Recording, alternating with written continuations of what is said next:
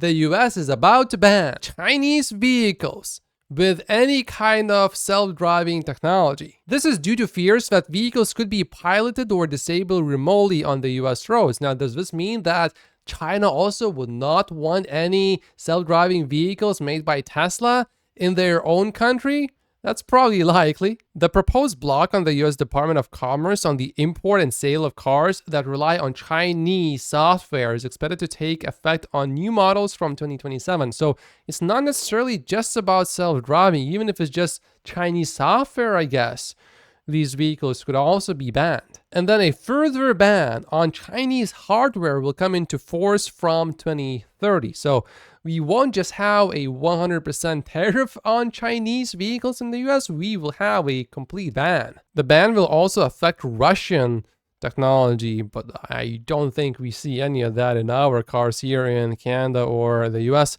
It will also block the sales of cars, including hardware or software designed to connect cars to the internet, including microchips used to receive and transmit information such as location or traffic data, or to update self-driving technology. And now moving on, Elon is out there on X talking about a 10x improvement and even a 20x improvement, and this is relevant to us Tesla stock investors because remember that there were discussions earlier about Tesla investing into XAI. Grok 3 is trading with 10x, soon 20x the compute of Grok 2. This was a reply to this post showing XAI right here actually beating, for example, Facebook, being very close to Google, and OpenAI is certainly leading at the moment, but with so much more compute, I'm not so sure if that lead is going to be sustained. I think there's actually a very good chance that Grok is going to beat ChatGPT, and if Tesla invests into Grok, or XAI specifically, Tesla will benefit from that immensely. Oh, and this morning, Tesla's stock is up 4.2%. We are close to $250 per share now. Elon Musk also commented on a post from this analyst, saying that it only gets better from here, talking about FSD. She had FSD for months, but she just had a tremendously good experience with FSD. She actually went on a mini road trip and FSD 12.5.2.1 flawlessly handled the winding roads that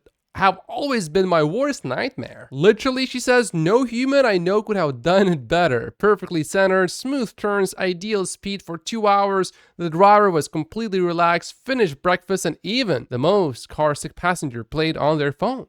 0 disengagements, perfectly smooth. It passed the coffee cup test. Achieving AGI in self-driving is one of the toughest challenges out there, obviously, and Tesla will do it. But with 3 trillion miles driven annually and 12 hours per week behind the wheel, it's poised to be one of the humanity's greatest unlocks. And it's just a matter of time before it happens, before Tesla capitalizes on all the gains from this technology. We are talking trillion-dollar disruptions that no one's fully grasping yet, reshaping cities, real estate, traffic, and car ownership, as well as many people's bank accounts. Some people on X are also speculating that FSD V13 is going to launch on October 10th, which is also when the Robotaxi is going to be unveiled. I'm also seeing some more new people trying V12.5 for the first time, and they are outrageously happy. Keep in mind, this is on hardware 4. Usually, people are really excited when they first get it, and then a few days later or a few weeks later, they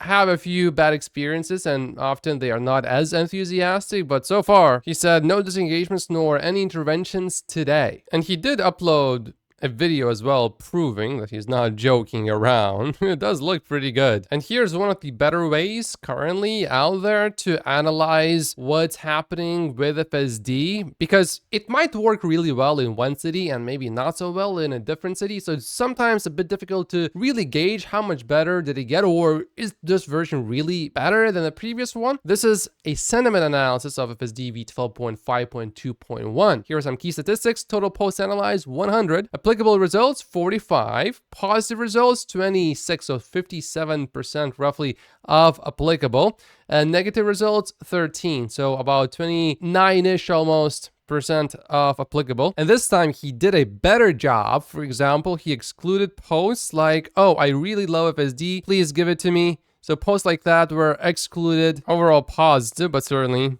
some negative. He did use ChatGPT to help him, but he manually confirmed all of the results. Certainly not a perfect way to measure progress, but it's better than nothing. People accuse Omar of not showing any bad sides of FSD, but first of all, FSD is getting quite a bit better. So in San Francisco, it's harder to find moments where it's not doing as well. But in this video, you will see, just like you saw just now, a few moments where it didn't go all too well. So there was one takeover there. And then this is coming up, which got FSD stumped. A random guy is about to, he just stopped there. And he's just doing something in the car. And FSD is not going around this guy. Other cars, as you saw earlier, were going around the guy, and a few more cars are going to go around. The car just drives forward a little bit, but doesn't drive around. I think it drove forward because it saw a car behind it. But the guy's getting confused. Why are you not going? You can just go.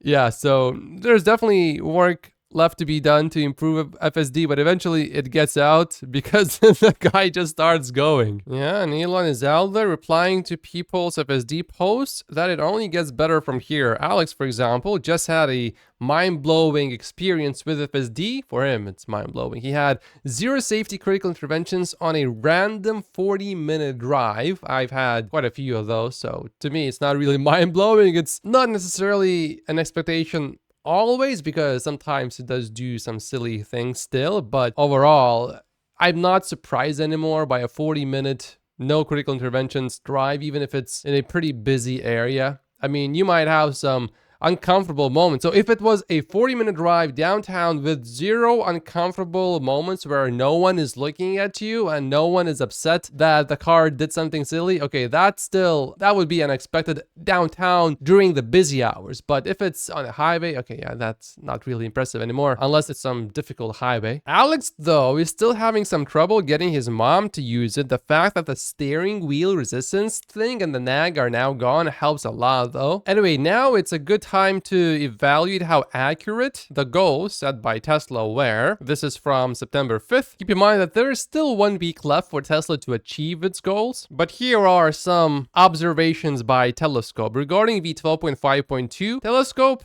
has observed 7 waves of this software received by customers. Tesla did begin to roll out these updates, but is it really a 3x improvement when it comes to miles between necessary interventions? I think that still remains up for debate, but you can get this V12.5.2 version on both AI3 and AI4 cars. Regarding Ashley Smart Summon, well, so far we saw a single release to early testers at the beginning of the month, but we have not seen yet any continuation of waves since then. But the good thing is it performed identically on hardware 3 and hardware 4. But because we haven't seen a big wave, and Telescope also, we all expect an updated software version of Ashley Smart Summon. Otherwise, why hasn't it been released yet? Cybertruck Auto Park, that has begun rolling out to customers, so that's done basically. But FSD for Cybertruck, we haven't seen that yet. And there's still no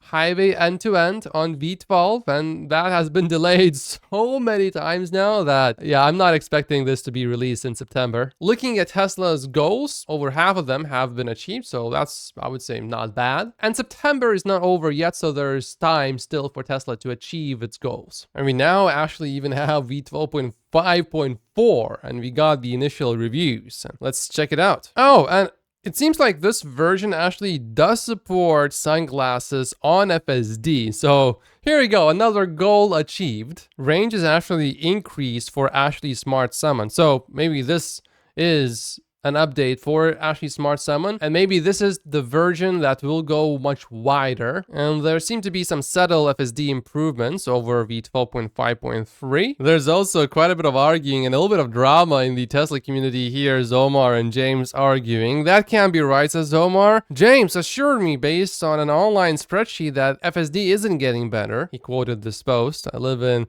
the Central Valley, and the difference between 12.3 and 12.5.2.1 on my 20 2018 Model 3 is night and day. Absolutely incredible. It's now completing 100% of my trips with zero interventions. Just drove around Fresno today and was flawless, getting super close to unsupervised. So that's California for you, and certainly in California it is better, no doubt about that. But then James replied with this: it's so close to unsupervised driving that it can hardly even keep a lane. Amazing. Now, it wasn't anything dangerous. The bad thing would be, a really bad thing would be if it was dangerous, but in this case, it wasn't really. But is it comfortable? This is not good. Certainly not. He also tried calibrating his cameras, but that didn't work. And for him, by the way, 12.3.6 works just fine. He wishes he could go back to 12.3.6. Yeah, this is him on FSD. Unfortunately, he's not gonna...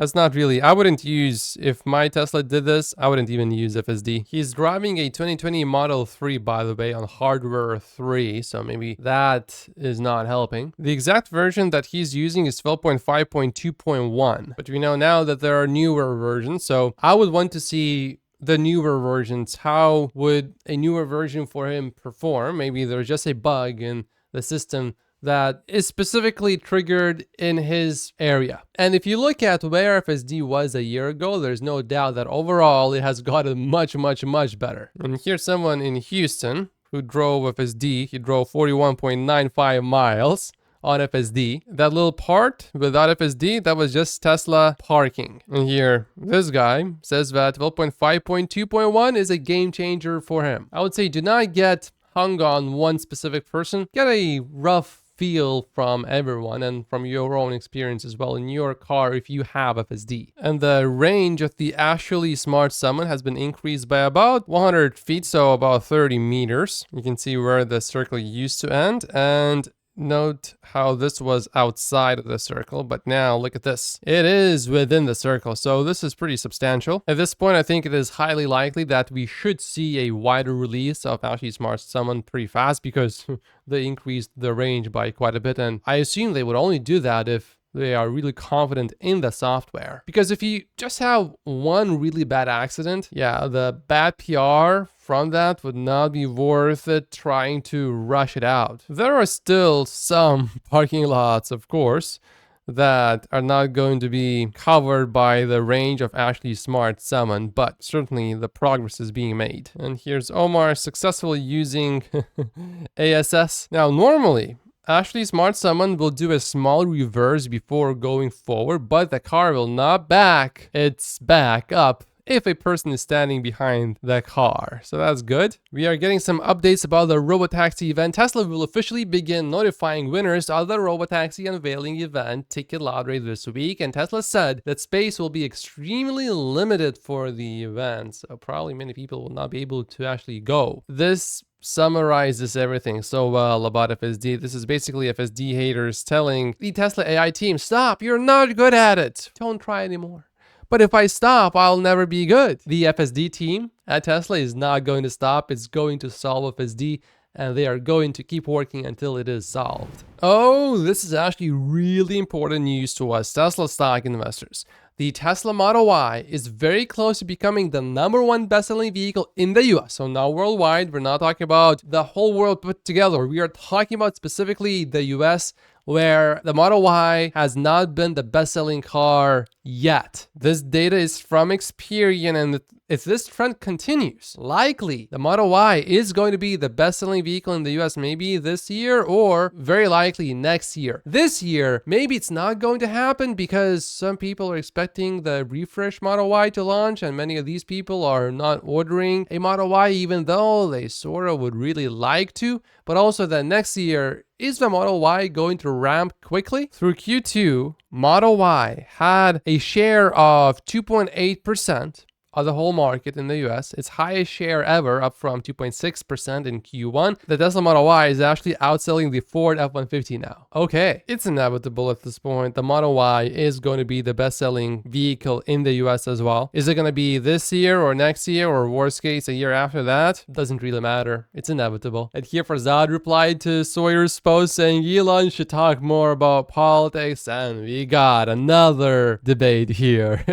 James is face palming his head. I mean, the data is right there. Model Y about to be the best-selling car in the US, where most of his politics are, and it's better than last year. So obviously him talking more politics is increasing sales. Someone is also pointing out the differences in pricing in 2023 and now. James fires back with, why isolate only one model? Overall, Tesla's sales market share volume is down globally. Dollar share, if one were to calculate it, would be down far more. Again, need to look at the totality of the data before trying to connect dots and make sweeping, ignorant conclusions. But Farzad is not backing down. You are taking a data point and immediately connecting it to brand damage. I can very easily make the same justification for this being due to Tesla's average selling prices being far higher than other players and EV awareness being far lower, which is a dynamic that gets supercharged by higher interest rates. If brand damage was a real and material thing, Tesla wouldn't be able to sell the cars, period. Tesla has a lot of buyers in a market that barely has EV penetration, so much so that it has the second best-selling car in the US after years of poop posting by the CEO. You're the one being ignorant, Mr. Cat, finishes Farzad. And it doesn't end there, it continues. Average selling price is far higher. You can buy a Model Y for like 30 to 35,000 after the subsidies from the government. The Model 3 for even less. Come on, dude. The average car sold in the US is $7,000 to $8,000 more than a Tesla Model 3 or Model Y. On average, it's also quite a bit bigger than a Model 3, for example. So is that really a very good comparison? And then Farzad finishes with, yeah, and that's why the Model Y is nearly the best-selling car in the US with zero advertising. If brand damage was real, this wouldn't be a thing. Imagine trying to sell your brand damaged product into a market that you don't advertise. Think about that for a hot second. Actually, the media is actively advertising against you. Recall, recall, recall, recall, recall, recall, recall. Actually, Tesla is doing negative advertising by not choosing to pay money to these media companies, which then write articles, which, as we know, the media is always perfectly honest, and they never let their editorial views to be influenced by the companies that spend a lot of money on their publications. And this is, of course, true because Tesla bears say that the media is honest, and it has nothing to do with Tesla not paying the media companies. The bad media has nothing to do about that. I strongly believe if Tesla did run big advertising campaigns paying a lot of these big publications, that the media would not be nowhere near as negative about Tesla as it is right now. And yet, despite all of that negative advertising, Tesla is about to have the #1 best-selling vehicle in the United States of America. Oh, and this debate is not finishing there yet. You don't seem to understand the concepts of demand, supply, and price. Ooh. Spicy. You can belittle me as much as you want, Mr. Cat. You will always be my favorite cat. That's almost like, I somehow feel that's worse than until it gets deeper. It's a compliment, yes, but is it? By the way, if you just look at the numbers, if you don't look at the chart, and if you round the numbers up a little bit, you will see that Toyota RAV4 has a market share of 2.8% and the Tesla Model Y also 2.8%. It's so close. Elon Musk is pretty busy. He's going to be meeting with the Argentina president today, actually. The president, by the way, is supposedly doing a pretty good job. Look at the approval ratings. 55.4% of the population actually approve of him. And you can see a lot of people that were either fired by his reforms or someone in their family had some people fired. Otherwise, why would you hate the guy so much? I mean, usually when you look at Argentina's inflation, you will see it. And for example, here, 236% in 1 year, but he got the numbers down to 3.9%, which for us, Americans and Canadians, that's still high. But for Argentina, that's super low. Do you think they are going to talk about Tesla?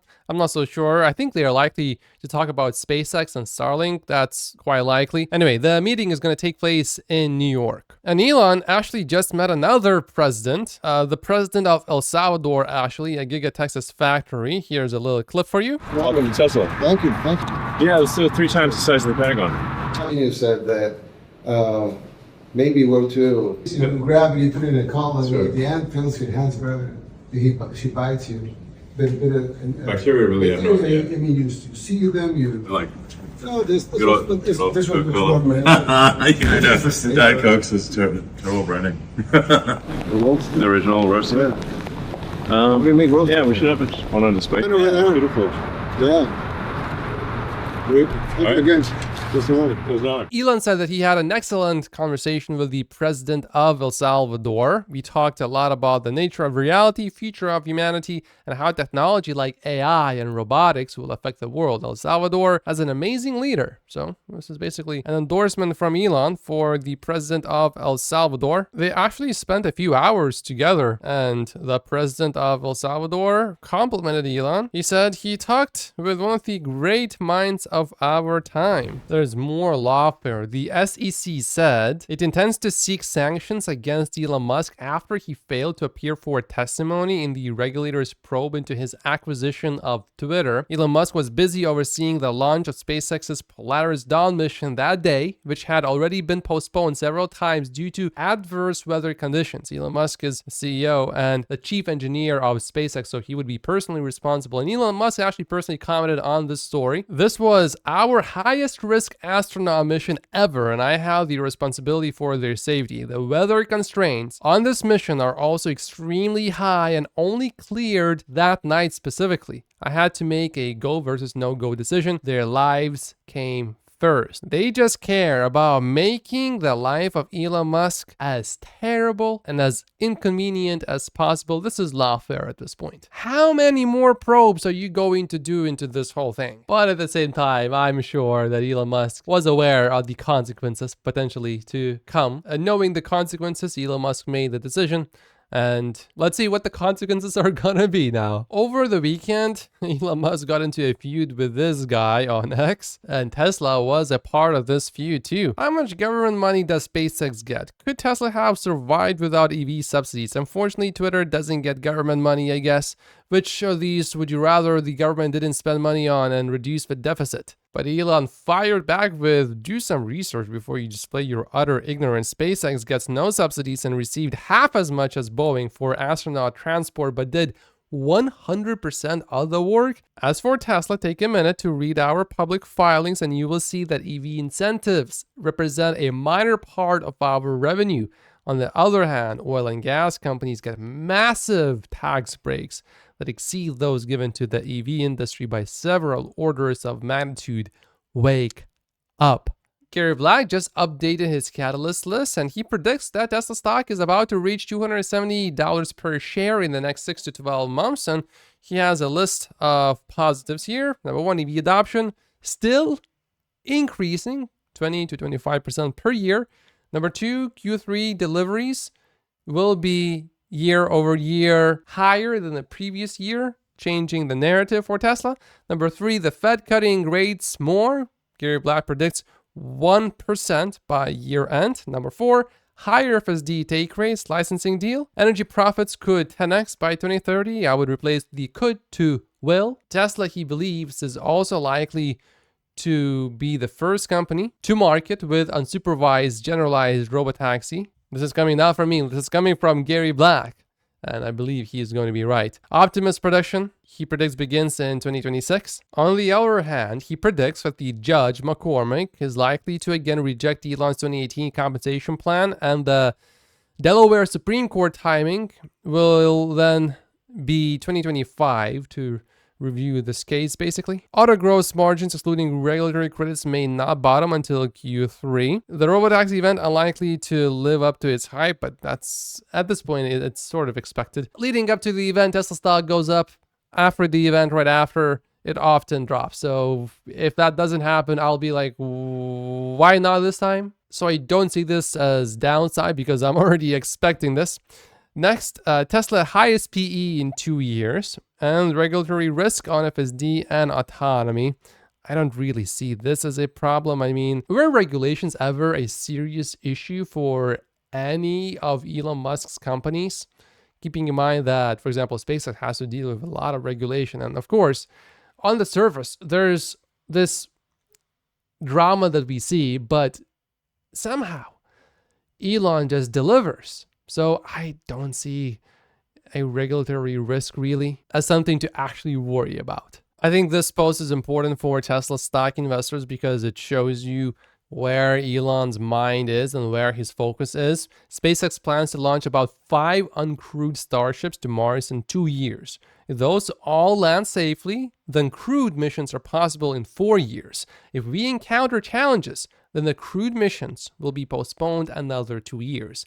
It is only possible to travel from Earth to Mars every 2 years, when the planets are aligned in a specific way. This increases the difficulty of the task, but also serves to immunize Mars from many catastrophic events on Earth. No matter what happens with landing success, SpaceX will increase the number of spaceships traveling to Mars exponentially with every transit opportunity. We want to enable anyone who wants to be a space traveler to go to Mars. That means you or your family or your friends, anyone who dreams of a great adventure. Eventually, there will be thousands of starships going to Mars, and it will be a glorious sight to see. Can you imagine? Wow. The fundamental existential question is whether humanity becomes sustainably multiplanetary before something happens on Earth to prevent that. For example, nuclear war, a super virus or population collapse that weakens civilization to the point where it loses the ability to send supply ships to Mars. One of my biggest concerns right now is that the Starship program is being smothered by a mountain of government bureaucracy that grows every year. The stifling red tape is affecting all large projects in America, which is why, for example, California has spent $7 billion and several years on high-speed rail, but only has a 1,600 feet section of concrete to show for it. While I have many concerns about the potential Kamala regime, says Elon Musk, my absolute showstopper is the bureaucracy currently choking America to death is guaranteed to grow under her regime. This would destroy the Mars program and doom humanity. It cannot happen. Your help would be much appreciated. This is a fork, maybe the fork in the road of human destiny. This post got 22 million views. And that's it for today's video. Thank you so much for watching. Make sure to like and subscribe, and I will see you again probably back on Wednesday. By joining Patreon, you will have access to all of my exclusive videos on Patreon, as well as how much I am willing to pay for each Tesla share between 2024 and 2033. If you join the investor tier, you will also have access to my valuation model, where you will see all of my assumptions, including deliveries, the energy business, Tesla's future businesses like FSD, and of course much more. And then if you want to easily download that and put in your own numbers, then this third tier is for you. To all of my Patreon supporters, thank you so much. Make sure to like the video and subscribe if you haven't yet as well. It's really important to like the videos because that makes it less likely that the channel will be shadow banned later, like my other big channel got shadow banned before from about 50% of my regular viewers. Thank you so much for watching, and I will see you in the next video.